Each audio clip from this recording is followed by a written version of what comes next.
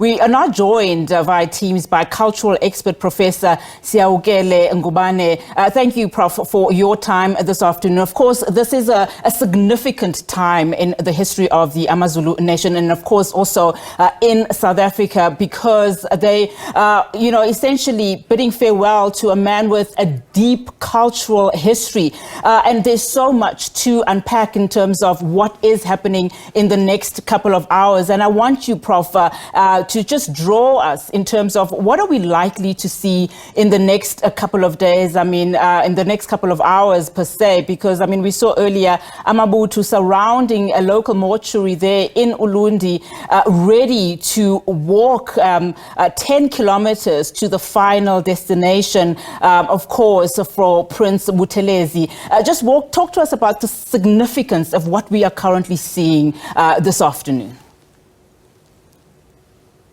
Thank you very much for inviting me, and once again, condolences to Buthelezi family, the clan, the Zulu nation, and South Africa at large. I think what is happening now in the homecoming and the final journey of the Prince Mangosuthu Buthelezi is a very sad moment for the family and also for people around Mahlabathini. So usually what happens when you remove the body from the mortuary, there are certain rituals that are observed that forms part of the cleansing inside the mortuary. And then from there, some people who believe in the African beliefs, they believe that his spirit must be now removed from the mortuary to his final destination, which is at Kwapindangen. So usually what happens, they take umpafa or mlahlankosi, which is a branch that is used to communicate with the dead and by the living. So they will inform the body that they are now moving and leaving the place at the mortuary to Mahlabathini at Kwapindangen. And then the procession, as we have seen from the clip there, is now going to walk behind the hearse and walk for 10 kilometers to his final resting place. So when they get there, they will also go to a separate room where other rituals will be performed. And some of these rituals are not exposed to the public. It will only be the close family members and izinduna. The whole ceremony now, or the whole process now, is in the hands of the family and also izinduna. And we have Ibamba Kosi from Buthelezi clan, who is acting chief, who's also being seen as a front player in the ceremony. And then they will also be surrounded by Amabutho, as we have seen. Amabutho are there to provide the moral support which the family needs. It's a very sad moment indeed.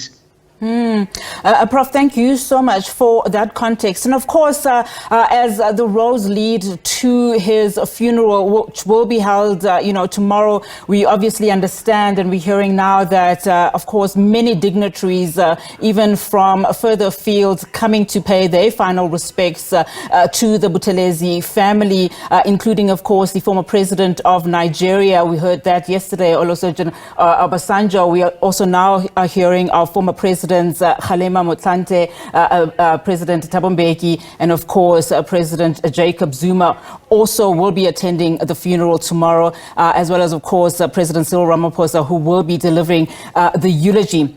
But let's talk about a significant person who will not necessarily be attending the funeral tomorrow. And I want you to unpack why the current, king of AmaZulu, or King Misizulu Zwelithini, he is not attending the funeral tomorrow. We, of course, understand that this is of Zulu tradition, him obviously acknowledging that. We know, of course, in 2021, King Misizulu, who was a prince then, could also not attend the funeral of his mom, his mother, Queen Mantfombi Dlamini Zulu. Just unpack for us, Prof, the significance of the king not being present and what that means essentially for the Amazulu nation, and how he would perhaps say his goodbyes using this time in the preparation and leading up to his funeral. Yes, thank you for the question. I think we should bear in mind that when a king is being put into the throne, there are certain practical rituals which are cultural based that are performed. And some of these rituals do not prescribe to bereavement. So that is why the king cannot go close to the bereaved, because of the fact that these rituals may be weakened if he goes closer to the bereaved. So it is part of the African tradition that the king does not attend funerals, and it has been there for over many decades that the king does not go there just for that, because of the cultural practices that are performed when he is installed as the king. You know that there is a lot of activities that goes around, like we witnessed last year when the king had to go to the crawl, and there they performed quite numerous rituals, and those rituals can always be weakened by his presence in the funeral. And also we know that even in the Bible there was a man called Samson. Samson was also a Nazarene. He was not supposed to go closer to the dead body, or the body of the deceased, just for that reason. So maybe I can summarize it like that, that these traditional rituals do not permit the king to be at the funeral. And what is put in place is that the king will send a delegation who will attend the funeral on his behalf, and if it is his prerogative, if he wants to have messages, then the leader of the delegation will read the message from His Majesty. And we know that he's also a bereaved member of the royal family, since Prince Buthelezi is a member of the royal family. So I think that is how one can explain this, that the king will not go closer to the bereaved or next near the grave. And it doesn't stop the king from obviously mourning, Prince Buthelezi, particularly because, we know of the role that he played, in having King Misizulu Zwelithini take over the Amazulu nation, following the death of King Goodwill Zwelithini. So he must also be finding this time very hard. What kind of rituals would he then do in his private state, or is he permitted to do? Of course, as a member of the family, of the royal family, he is expected to undergo the mourning rituals as the king. But as we have alluded to, that he will do it privately. After the funeral, there will be a period of mourning, and he forms part of the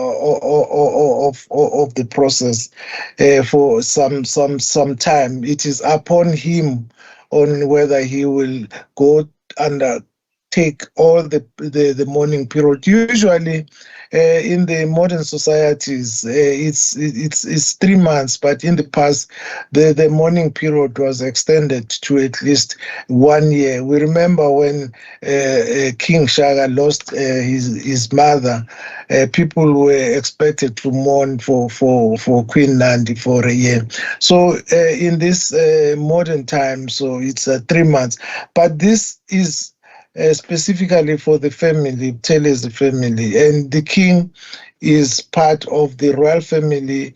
He has got his own way of mourning, but already the mourning has started because, as you have said, not because he played a significant role during the time of his coming onto the throne, but because he is also a member of family. We know that Prince Buthelezi is from the royal family from Mangosuthu, and her mom, the Princess Magogo, is a daughter of King Dinizulu. So they are one royal family. So he's to undertake mourning as well. Prof, I want to stay on that very part in terms of Prince Buthelezi's royalty and, of course, him being a descendant of King Shaka. But I just want to remind our viewers, of course, that picture that you are seeing there on your screen is amabutho there surrounding a mortuary where the late Prince Buthelezi's body will be moved to its final homestead at his home. Of course, any moment now, so he will be taken to Mahlabathini today. It will be a 10-kilometer walk, we are told. And of course, just moments earlier, we heard very somber songs there from the amabutho. But just going back to the significance of what we are currently seeing on our screen, Prof. I mean, these scenes, and we heard earlier from the owners of the mortuary, essentially, these scenes are symbolism, of course, of, following the death of King Goodwill Zwelithini in 2021. They have said that they will be using the same hearse used with Isilo. Of course, this means that this is how they are treating this particular, funeral and these proceedings very seriously, as they recognize him as the descendant of royalty. Of course, he was Inkosi Yakwa Buthelezi, the clan. Just talk to us then about just this symbolism and the significance of what is currently transpiring here today, which is, of course, significant to what we've seen in 2021. Indeed, this process is going to be unique and complex because of the multiplicity of events that will take place during this process.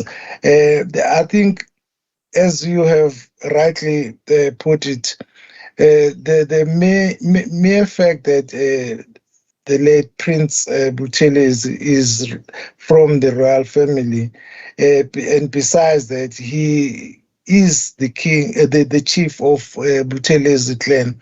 So the dignity of the process is royalty because of the two factors, even besides that he's a traditional prime minister, but the fact that he is from the royal family and also that he is the chief of the Buthelezi clan, he deserves this kind of dignity